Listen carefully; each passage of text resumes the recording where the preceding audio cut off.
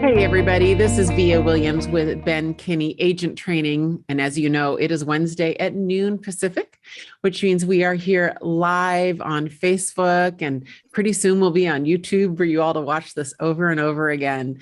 A lot of the times, as you guys know, I have panels on and we're really discussing these tactical real estate, things, right? Today, I have a one-on-one interview scheduled that I think is really special with Chad Hauer. Welcome, Chad. Thank you. It's good to be here. So what really the quote that seems to define this interview to me, Chad, is that Mike Tyson quote. Everybody has a plan until they get punched in the face. So we're gonna save that punch for a little later, because before we talk about what you're going through right now and what happened to you this year, I'd like you to kind of share your background with everybody. Right, you're local in Tacoma, Washington, and that's where you were born and raised, right? Right. Yeah. And what did your daddy-o do? So my dad was also a realtor. He was a realtor for 42 years. His specialty was he really worked in the REO business, representing banks as, listing their properties as bank foreclosures. And he got into that before it was really even a thing. So learned a lot from him over the years, and just growing up seeing him doing his thing. And that's actually how I knew I didn't want to do that side of the business. Yeah, that's really cool. I get that. So how old were you when you went into real estate? I was 21 or 22. I think 21. That's incredible. Will you tell everybody the story that you told me earlier? Because on your bio, what's interesting is if you guys go look up Chad Hauer, you'll look up his bio, and one of the things that'll stick out is he went to 3 different high schools. Is that 3, right? Yeah. 4. 3. Okay. And while living in the same house. So, we get on Zoom and I'm like, why'd you go to 3 high schools? So you have to tell everybody that story and what that culminated in when you were 21.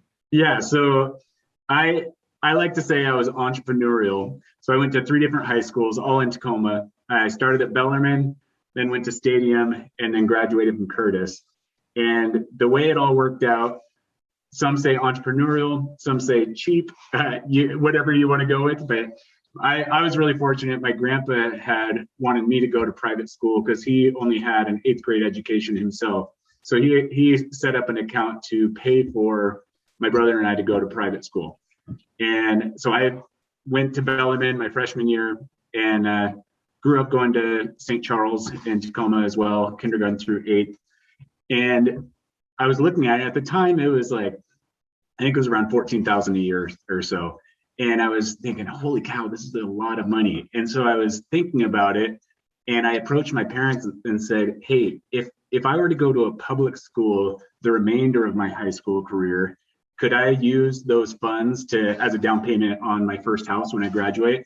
And my mom was like, yeah, that's a great idea. She had the whole private school upbringing, and so it wasn't as big of a deal for her. And she's like, yeah, I don't see why not. My dad did not have that, so he wanted to provide for me what he didn't have himself. So that was a tough call for him. He's like, I don't know, I really want you in the private school. And so finally, I was able to convince them to go for it. So I transferred after my freshman year at Bellarmine. I went to Stadium, which was across town from where I grew up. I grew up on the west slope of Tacoma near the Narrows Bridge.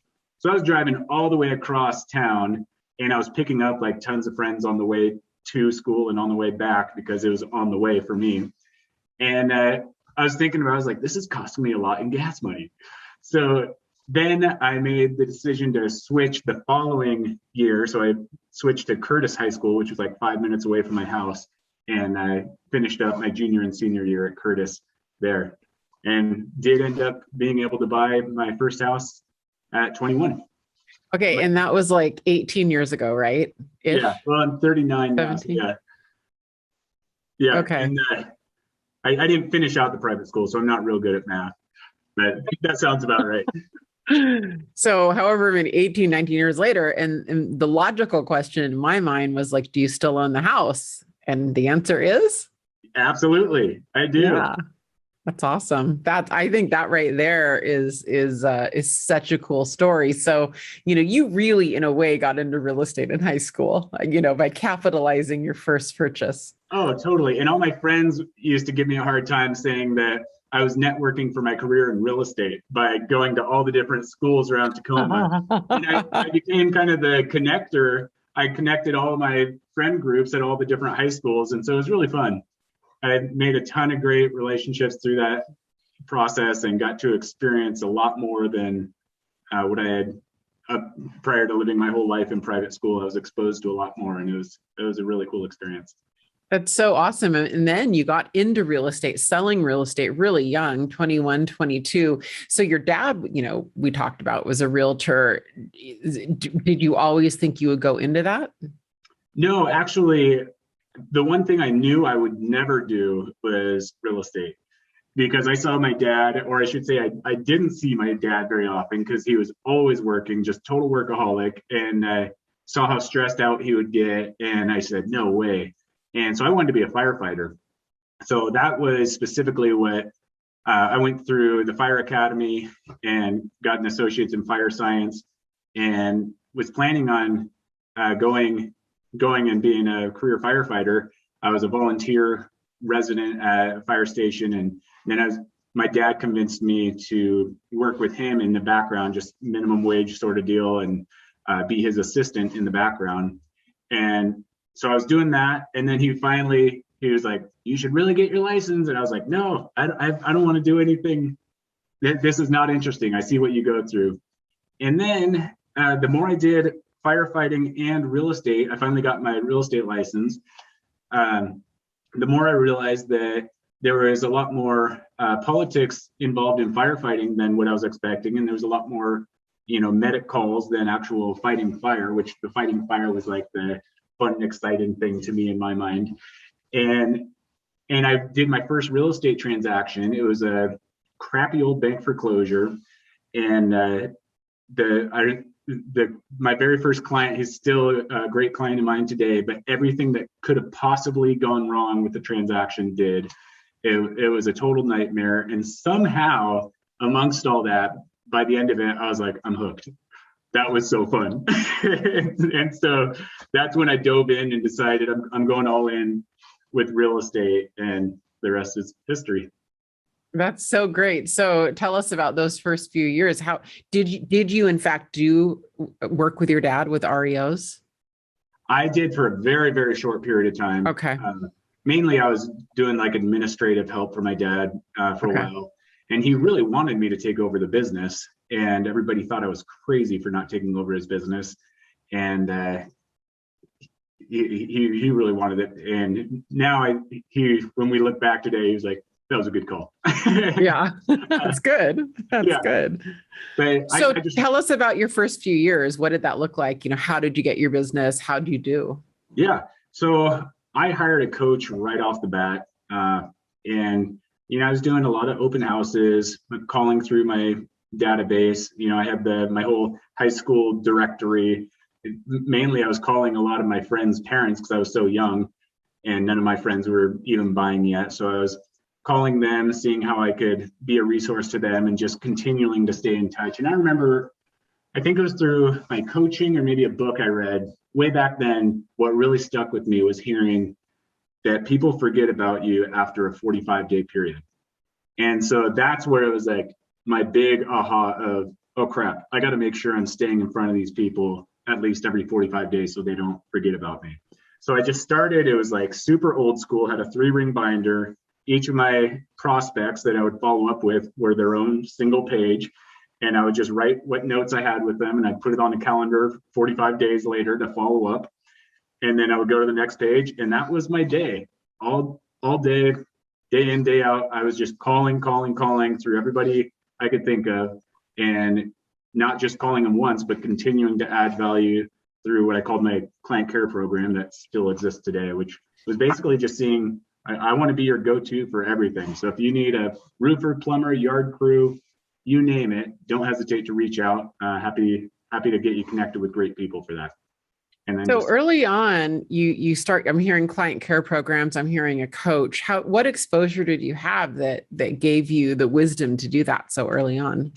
Yeah, so that was part of it. It was the coaching company I got hired on with it was called Sales Strategy Group, if I remember right. It's my very first coach that I hired, and it was their system that I just said, okay, so here's what you do, and I ran with that, and really just, and my first coach I remember wasn't anything like he wasn't anything incredible per se, but what he was teaching me was so solid and true that it was like, this is a no-brainer. Just do the work, and inevitably over time, it's going to be fruitful. And there's still that accountability, regardless of how stellar your coach is. That paid phone call every week, makes a difference. Yeah. That is still pretty interesting. Like, how did you even find them? Did you go to a seminar? I'm curious, because this must have been 2003 or 4, I'm guessing. Did I do math right? Yeah. Yeah, I don't remember how it came across. I think it was a seminar. That's exactly what it was. I went to a seminar downtown Tacoma. Oh, and got it. That's where it was. Interesting. So how'd your business, it's been almost 20 years, 18 odd years or something. Walk us through kind of the trajectory of your business, Chad. Were you an individual agent for a certain amount of time, then you started a team? Yeah. Yeah, I wasn't actually aware of teams. I don't know if teams even existed back then. They really didn't. I wasn't aware of them at all until I came to, so probably 2011 or 12 was when they came on my radar. I had no idea they existed. If I would have been aware and teams were a thing back then, I would have gone that route, no doubt. But I was doing what I was exposed to, what I was aware of being an option, which was really being a solo agent. So I was just hitting the phones, and that was phones and open houses. That was my go-to. And I knew that, as long as I continued to plant seeds and build relationships and add value wherever I could, and not let up, it would all work out. Did you keep track of did you keep your database somewhere? Were you like regularly mailing and then eventually emailing to them? Yeah. Back then I used Top Producer. Same. That's what I used for, sending out emails. And I had my 3-ring binder. That was like my prospecting tool. It was super archaic, but it worked. What else? Yeah. And so how many homes, would you sell on a given year? And it was just you. Did you have an assistant or anything? Not at first. No, it was just me. Okay. It was just me for way too long. That's my biggest regret. If I could go back and, tell somebody else that's starting out, or maybe not even starting out, like it took me 7 years being full-time in real estate before I finally pulled the trigger and hired an admin. So how many homes were you selling? So you start when you're 21, 22, through your 20s, what might be a typical year? I was typically selling, roughly 24 homes. Oh, good. Yeah, it's a good business. So you were doing 24 homes on your own, and then you finally hired an assistant. You're about 30, you hire an assistant. And then what did you sell after that? So then, I hired an assistant. Then it jumped up probably close to doubled from there. Hired a showing assistant on top of the administrative assistant. The admin was huge. Like, I wish I would have done that so much sooner. And a big part of that for me was a motivational kick in the butt, in knowing that not only did I need to provide for myself and my family, but I also needed to make sure I was doing the work to be able to provide for my admin. Yeah. And so that was a heightened level of accountability for me that was really, really effective for my personality, I guess. There is no better accountability than hiring someone, than going and knowing you're responsible for their livelihood. A lot of the times they're quitting a job to come work for us. So, I mean, I talk about that all the time. I think it's super, legit. I don't think people talk about that enough. Right. And it's also what stops people from hiring though, too. They don't want that accountability ultimately. Yeah. All So right. then So you, I hired admin, hired a showing assistant. Actually, I shared a showing assistant with another solo agent in my office. okay. So we split that, shared that person, and then I ended up bringing on a full-time buyer's agent. And so by now, what are the units doing? So you say you were at 24 on your own, and then, 40 to 50 with an assistant. And then when you start hiring like showing agent, turning, what are the units now? I was probably around 75. I'm really bad. I'm not like most people that can just like tell you exactly what it was, but That's okay. I'd say Just it's probably about issues. 75. Yeah. Okay. Yeah. Okay. Yeah. And then, so you have one buyer's agent and an assistant and Maybe not, you. probably not even 75, probably more around like the 60 mark. Okay. Okay. Yeah. Were you switching over? Were you doing more listings to buyers though? Were you able to kind of get more, tip that scale Yes. a little bit? Yeah. I got to the point where I just stopped working with buyers altogether. Mm-hmm. Buyers worked with my buyer's agent or buyer's agents, and I focused on the listings. Yeah. There's often that year, Chad, where agents hire a showing agent or a buyer's agent, where their unit count remains flat. But what they're really doing is tipping the scale because they're spending more time getting listings. And it's the next year and two that you see the results, especially when you start, really focusing on ratios of getting 2 deals for every listing. Mm-hmm. That it becomes exponential. So then build out your team for us and walk us through what the team build out look like, and the unit count look like. Yeah. So from where we left off there. Yeah. So then I brought on another buyer's agent. So I had 2 buyer's agents, and then brought on a admin or a ISA. She was intended to be, prospecting focused, and she quickly transitioned into full-time buyer's agent, and then transitioned into my lead listing agent, where I actually moved to Arizona for a couple winters with my family, and kept our Washington business going, and it grew during that time. And I'll tell you, there's something to it. It never fails. And I'm serious. Whenever I get out of the way of my business grows. So when I moved and allowed my team, I think, space to be able to show up and prove themselves of what they could do without maybe micromanaging them too much, and them feeling empowered to take ownership, it really grew. So that's when we started getting over the 100 units a year mark, and I was out of state, not really in production.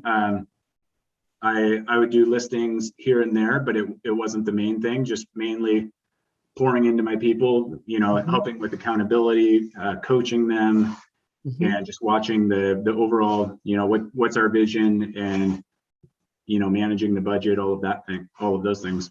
And I'm assuming, since you talk about ISA, now we're adding lead sources in, right? So ISAs, for everyone, they're called inside sales agents, or sometimes we call them OSAs, outbound sales agents. And that's when they're cold calling, right? And they're taking incoming leads, like people who are registering on your website, and nurturing them. And they're basically trying to set appointments for you, right? So besides that, so we added internet, I'm assuming, and ISAs, and no. So okay. I built my business really without internet leads. And the ISA that was pretty short. The ISA was actually calling our database, our Met database, and calling on those people. Now there were other lead sources, like, so this could be considered an internet lead, like Dave Ramsey. We ended up being on Dave Ramsey's endorsed local provider, so real estate agents that he recommends. So there would be referrals that would come through based on that. And then things, like HomeLight, where it's just like big data identifies who's actually getting results and sends people through. And so we ended up getting lead sources from there too, but never really focused on actually paying for lead gen. We just within the last, I'd say 6 months, have tested out working with Zillow, and that's still, to be determined. Right. So your ISA and your OSA is basically taking some of the inbound leads and nurturing them, plus your database then? Is that fair? Did you do like circle prospecting or farming or anything? No, it was specifically focused on our Mets. My whole business has really grown based on Met database and a farm. So specific Mason Lake is the area that I farm. There's only about 800 homes in that area, and it's been a huge blessing. And it actually didn't start out as a strategic farm. It was, I saw a need there for the community. I wanted to make sure I put on a big fireworks show out there, and there was such an appreciation for it. And through it, there was a lot of contact. As we hear, real estate's a contact sport. So I was going and meeting with homeowners associations around the lake to get support for raising money for this fireworks show. I was sending out emails to people. I was sending out mailers about it. And as a byproduct of that, people really appreciated all that I was doing and saw, the character, and that they knew that I was, type of person that gets things done, and started really taking massive market share within that farm community. I love that. So, kind of catching up, the team got bigger, right? 2019 and 20, at this point, what did the team look like? And let's say, what did you do in 20? What did the team look like in 2019 to 20? And what did you do in production? So this is where you're going to challenge me.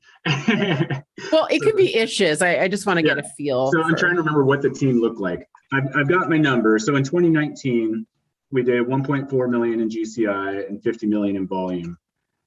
What our team looked like, I believe we had, I think that was a big year where we grew our agent numbers quite a bit. So that was when I first got into expansion. I got into expansion 2018 with 5 Doors Network. And a big part of that model at that time was bring in as many agents as you can. And so that's what like, okay, this is what you're saying to do. This is what you say works. Boom, I'm going to do it.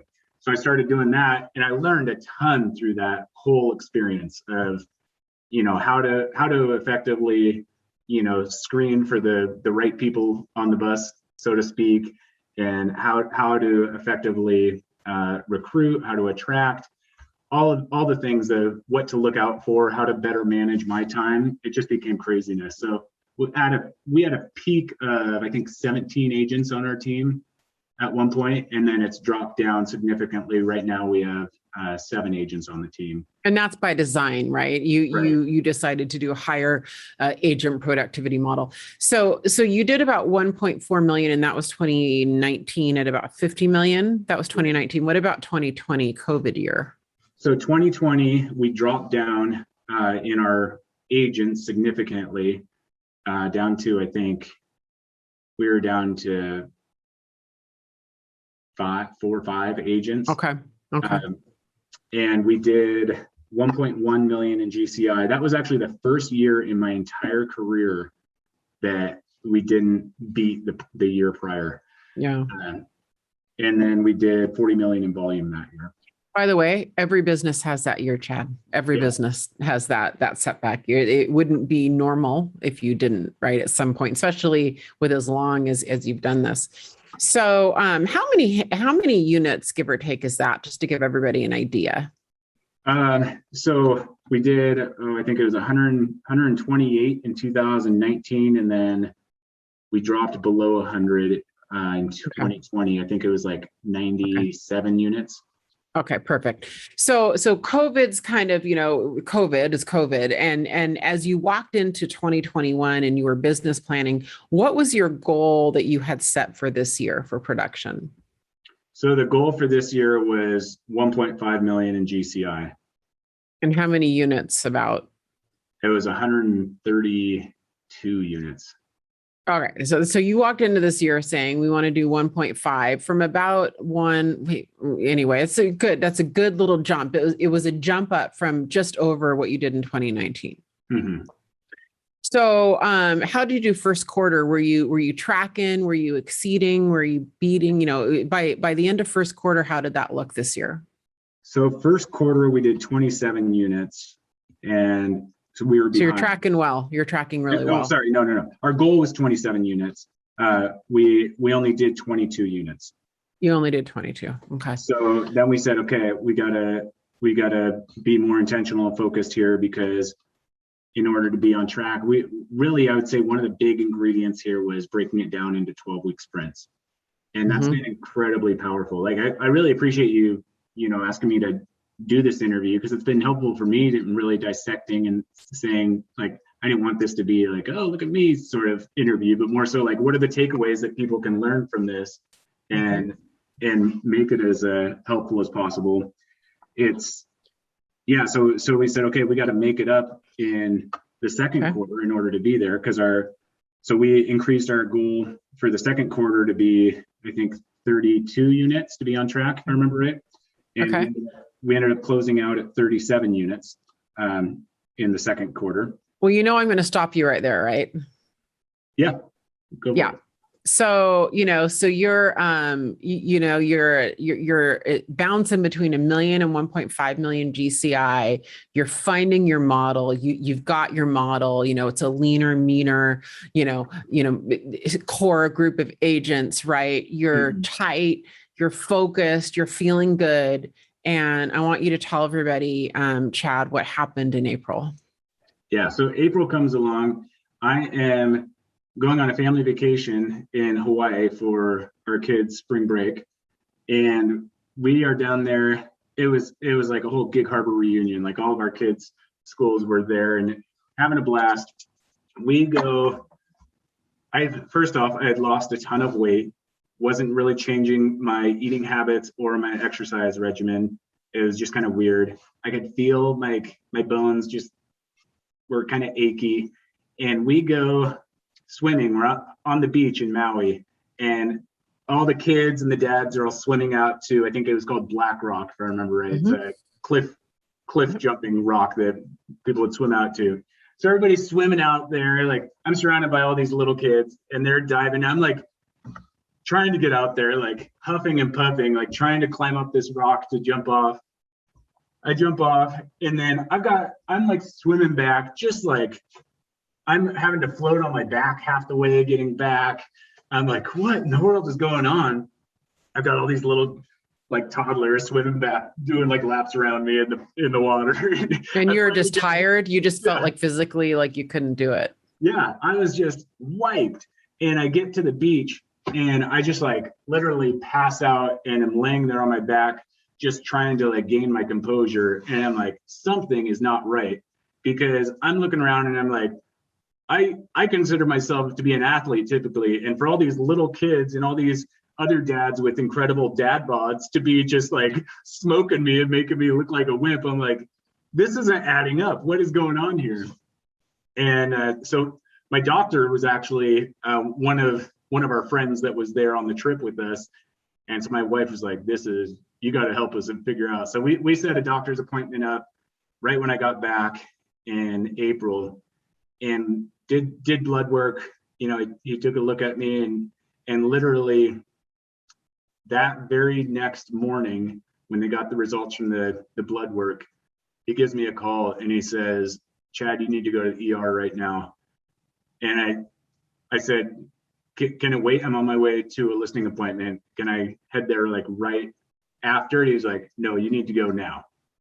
And this was, my doctor is like super easygoing, super chill, just kind of like a guy's guy. Like, he doesn't talk like serious. So I knew that there was something up. So I was like, okay. So I drive into Tacoma and go to the emergency room at St. Joe's, and or St. Joe's or TG, I don't remember. Either way, they start doing some tests on me, and they determine that I have my white blood cell count is just like through the roof, insanely high, very low red blood cell count. And they take a bone biopsy and determine that I have leukemia. And I was just completely like beside myself, shocked, had no idea. I was like, I've lived this totally like straight narrowed life, eat healthy, exercise, you know, I don't even drink, I don't smoke, anything.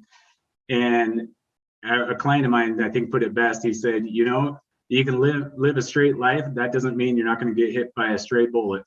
And I think that's such a good mantra to live by, Wow. why it's so important for us to prepare for the worst and make sure that we're setting ourselves up and our families up for success when inevitably a stray bullet may come about. How old are your kids, Chad? 13 and 10. 13 and 10. So I can imagine that going home that day, that was a tough conversation with Stephanie, or was she there with you? Gosh, it's also somewhat of a blur. Well, you probably blocked that out. That's okay. Yeah, I remember calling her and trying to keep her calm about it, and her just losing it. Yeah, she came in in the afternoon, and yeah, it was pretty traumatic. It was harder for her than it was for me, for sure. Yeah. So what were you saying to yourself at the time? What was going through your head? That it really, like, I was pretty steadfast, like, it's gonna be okay. God's got this. Like, there's nothing bigger than God. And so the whole time, I mean, it was a weird deal, like, just kind of in shock that, wow, this can really happen. However, I knew that it wasn't going to be something that would define me. So just kind of take it day by day. So I remember talking to you in those few days afterwards, and you were incredibly poised, and I would never have guessed that you were going through it. You were very matter of fact about it. You know, you were talking about it pretty openly from the onset. What do you owe that to? I would say, just if I boil it down, it would be my faith in Christ, and just knowing, like, if you bring tears, man, just like how insanely blessed I am. And I'll tell you, actually, that brings me back to something that what was going through my mind was, what an opportunity this is going to be for me to be an inspiration and an example for people. And that continues to be the case. Like, that's my whole personal mission, is to glorify God and share his love with the people I come into contact with each day. Incredible. That's incredible. You have me crying now too. Okay. So that all happens, you know, you've got an incredible community around you. I tried to foist food on you, and the meal train was so long. I think it went on months. Like, you know what I mean? Like, I could just tell immediately that you just had a huge community around you. Tell me about your business and your team, and what was going on there. How did they rally around this? How did they, react? What did this do to business? Because you said it in second quarter, you exceeded your goal. I don't know if everyone caught that, because I stopped and made you rewind and talk about this, but you exceeded your goal during this second quarter. Yeah. And I was completely out of the business for pretty much all of second quarter. And my team was adamant about it. Even when I tried to step in, they were just like pulling it away from me, saying, no, you be with your family, you rest. Huge shout out to Jeremy Logar and all of the team. Like, Jeremy really stepped up and took the lead. And I'm just a very fortunate person to be able to run with the people I run with within my team. I think that was so much of, it was like this rally cry of the team stepping up because they have such big hearts and saying, we need to do this for Chad and his family because they deserve it, and they're in a challenging time, and this is how we can help them. And I think it was just like there was a deep purpose behind fueling it. That's my guess, and what I experienced in regards to the way they really showed up. And you're right, as far as friends and family, oh my goodness, that was so humbling, just seeing all of the people coming out of the woodwork, all the prayers, all the food that would get dropped off. We had no idea just how amazing our community was prior to that. How do you, Chad, become the kind of leader that has a team that does that? Oh, that's a great question. I would say, you put others before yourself and give more than you take. Really care about, go deep with your people. Like, don't just focus on business. Don't just focus on financials. Like, find out what's truly important to them. Help them in developing that vision, and help them, guide them through that process and through that journey, and do it in a selfless way that's not about you. And I think that really, where there's no strings attached. Yeah.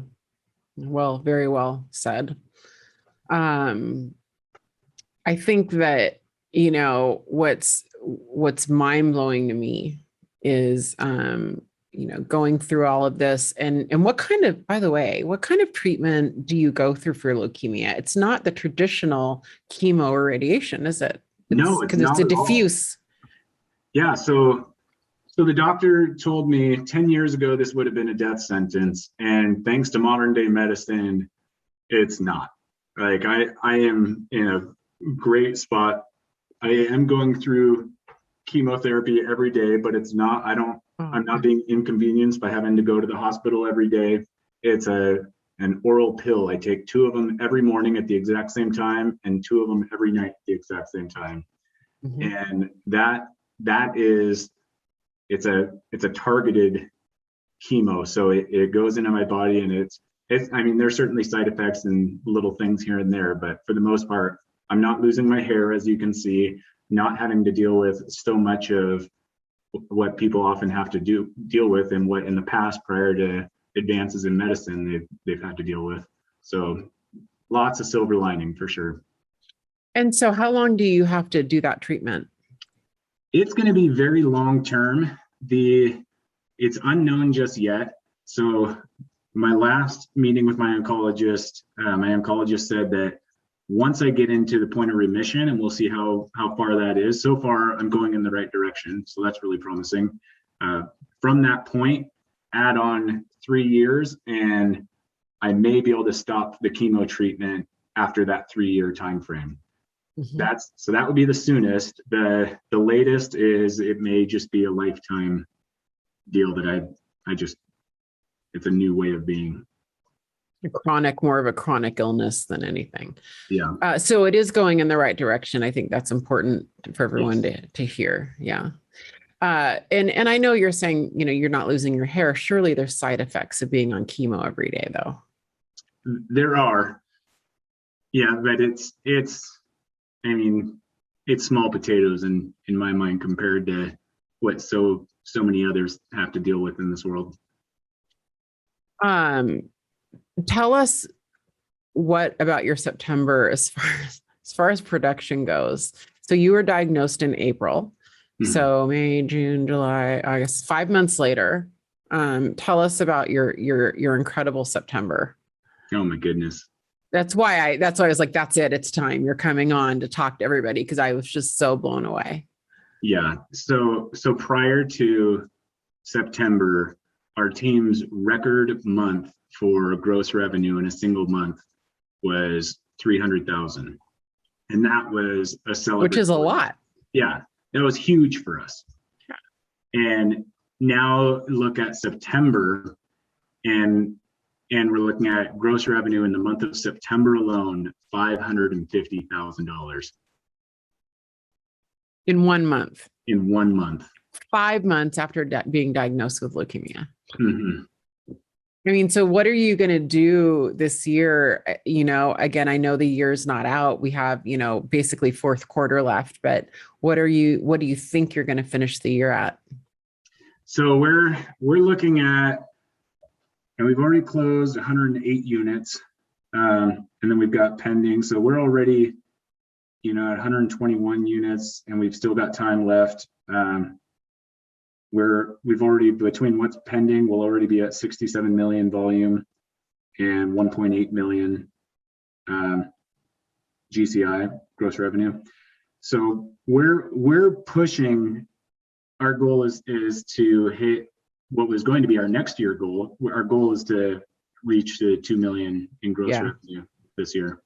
You'll for sure hit it at this point. You'll exceed it most likely based on that. Yep. How do you reconcile that? You know, that when you look back on this year, you're going to have simultaneously your hardest personal year and your, you know, a record career year. How do you reconcile that? Well, let me make sure I understand. What do you mean when you're asking how do I reconcile? Like, what do I attribute it to? What do you attribute it to? What's going through your mind? That's a better question. Yeah. God is so freaking good. So good.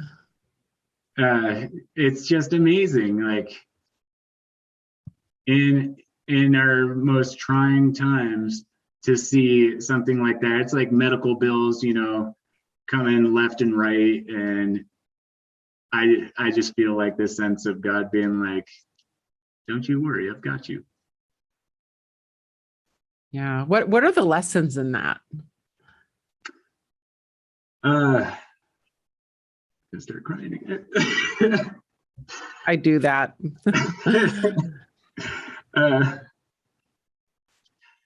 So I was taking a lot of the lessons from, you know, that I wanted to share with the people watching this, like how they could make this apply to them and their businesses. One is God provides. Have faith. I love how Elrod, he's got the miracle equation, and it's what is it? Faith, unwavering faith plus extraordinary effort equals miracles. And I think that's so true. And so that would be one of the ingredients. Have faith. That's one of our core values within our team. You know, faith in God, faith in ourselves, faith in the people around us. And even faith in the models and systems too, you know? Yes. Yeah, absolutely. So looking at that, you know, the models and the systems, there's so much that's within that. We last year, I guess, is when we started at the end of last year, and we've just seen a huge impact, is changing our focus to 12-week sprints. We're not thinking about the end goal for the year. We're only specifically focused on these 12-week sprints.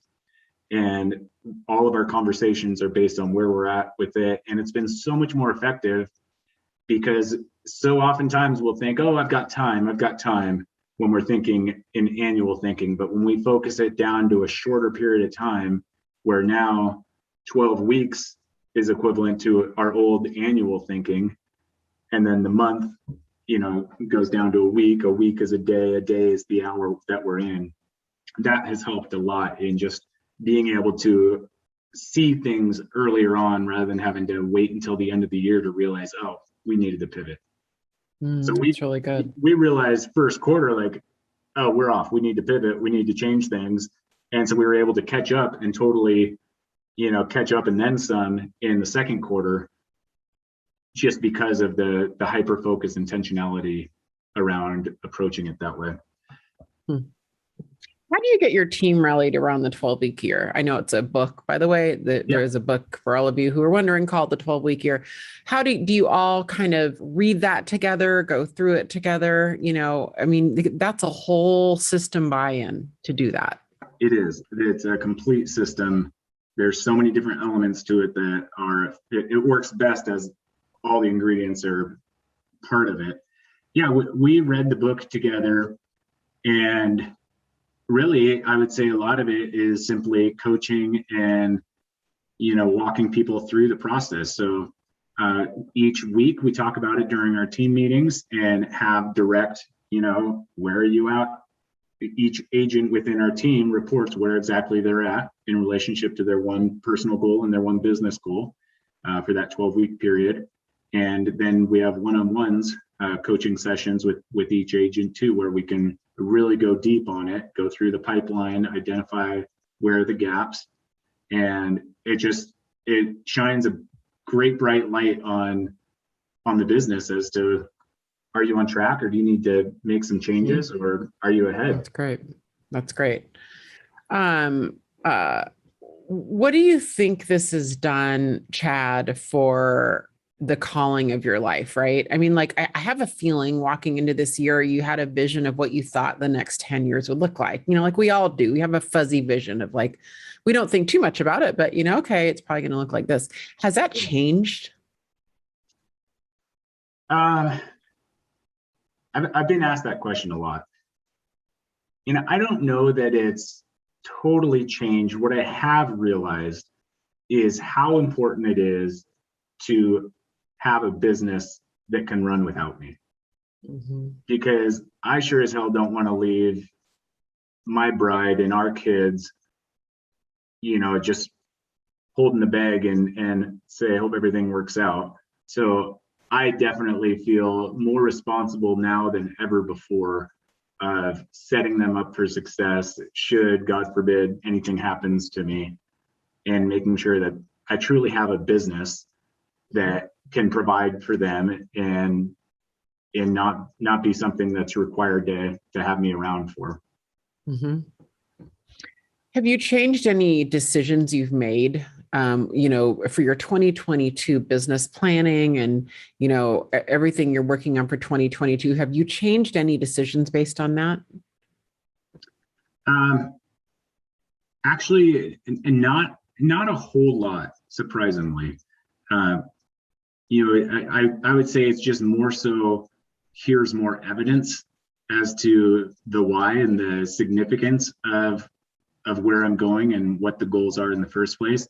I've always been a very purposeful, like, goal-oriented, have all of my goals clearly written out in all the different areas of my life for long-term, short-term, the week, you name it. So, and like I shared my personal mission for you. So I think I've always had kind of that true north of where I'm going. All of this happening didn't necessarily like totally change me the way it may have changed somebody else that may not have already, put the time into really thinking about things on a deep level.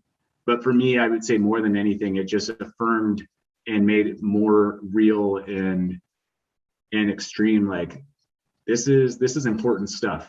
And here's exactly why I'm going down this path. Yeah, that's really, really great. What do you think the message is that you're sending to people, reacting and handling this the way you're handling it? Because it's extraordinary. Well, thank you. I appreciate that. I mean, the main message is, like, God is so big, and God is only good. God is always good. And even when crappy things happen, that's not part of God's plan. And yet God has an amazing way of, taking brokenness and turning it into something beautiful. And in knowing, like, live in gratitude, because we live an amazingly abundant life. And when, like, I don't want to be surrounded by people that are complaining and sad all the time. So I'm certainly not going to be person myself. I want to be surrounded by people that are happy and energetic and persevere and show up showing me like this is how you get stuff done and make an impact. And so why would I not show up that same way to the people that are important to me? Yeah, that's right. What message would you give to people who got punched in the face? And look, it may not be cancer, it might be something else, but that are in the middle of it. And that's, Chad, that's the thing. You're in the middle of this. Like, that's why I wanted to interview you, because I think a lot of the times we interview people years later, right? They come out the other side. This is during. Like, we are in it. Like, it was only months ago. You're in the middle of this. And so, there's a lot of people that are in the middle of this. It's been a crazy couple of years. What advice do you have for them? I would say more valuable and important than anything on this planet is the relationships that we have. And that really comes out in these trying times. And so never overlook the importance of pouring into people around you and reaching out to call your friends, call your family, and just check on them, see how they're doing, connect with them.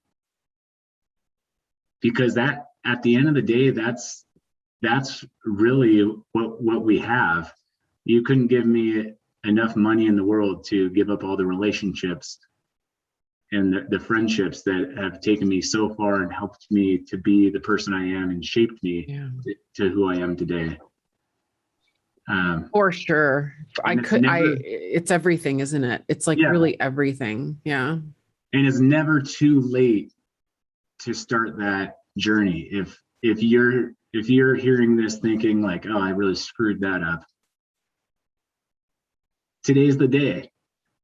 Like, get out there and start reconciling any relationships you've had out there, forming better relationships. That's a beautiful thing about relationships. Like, they can grow. Yeah, that's right. Yeah, I love that. So, if we're sitting here in April of 2022, it will have been a year, from the diagnosis. And you said I couldn't have envisioned this year going any better. I guess we could say from a business standpoint, although I'm okay if you want to answer life, what did you achieve to have said that a year from the diagnosis? Oh, I love that question. So I would say, deeper friendships. From the business standpoint, though, on track to up it to 2.5 million in gross revenue for the 2022 year, which our goal was 2 million for 2022, and we're probably going to hit it here in 2021. So that's awesome. Really, having some more great, talented, big-hearted people within our team, additional team members on board that share the same values of us that we can just pour into, and we're on a mission of building generational wealth, and that's a huge thing that I just love, being able to have that one-on-one time and kind of work through each of those different things with people that have an impact. Are you still buying property right now? You're still investing? I am. Yep. How many doors do you have? 8. 8. Okay. Including that one you bought when you were 21, which is really cool. Yep. Well, I thank you, for coming on, and I hope that in April you'll let me interview you again, and that we can kind of keep up with you. And I think everyone's going to want to, be alongside of this with you, right? And I really especially appreciate it because it is so fresh. I mean, we are in the middle of it, right? Yeah. I always say constantly, I say it so much, people get tired of it, but many things in life happen to us and we mistakenly think they're an event. And in fact, they're a process, right? It's almost like a mantra for me. And I think what's interesting about leukemia specifically is it is very much a process, you know? Mm-hmm. Some cancers maybe look a little bit more like an event, but leukemia, in fact, is going to potentially be an indefinite process for you, right? Right. And so it really punched you in the throat. Any last thoughts, that anything I didn't ask you that I should have, or that you really wanted to share with everybody? Yeah. So, some of those other ingredients, I think, are the importance of a farm to, really generate a successful business. I look back, and that's a huge part of our big September was well positioning. Don't look at people that are doing amazing and think like, oh, they had overnight success. A lot of this came from farming that I've been doing for several years, and it doesn't need to be a huge area. Like I said, it's about 800 homes, the specific farm that I really focus on. But really come from contribution, make connections, do something significant for that area, and just keep planting those seeds. And that's a huge thing. Like the market has been amazing lately. So we have a lot of our success to thank for how good the market is. Mm-hmm. And within that, we're purposeful in positioning ourselves to be able to really maximize the market that we're in. So whether you're already there or you're wanting to set yourself up for success to really capitalize down the road, just know it takes incremental baby steps, or as we say, time on task over time, right? Mm-hmm. And so start doing those things, be consistent in it, don't let up, and that's going to lead to great positioning during, whether it be in this market or the next market cycle that we go through. And it's amazing. It's far beyond anything I could have ever expected. So that was one of the things. And being listing focused is so important. Yeah. Like another thing that I look at our September is like, if we would have been running around, not focused so much on bringing great properties to the market, that helps leverage so much of the time to make a bunch of other things fall into place. Yeah, really well said. How many closings? So for 550,000 in your business, how many units is that?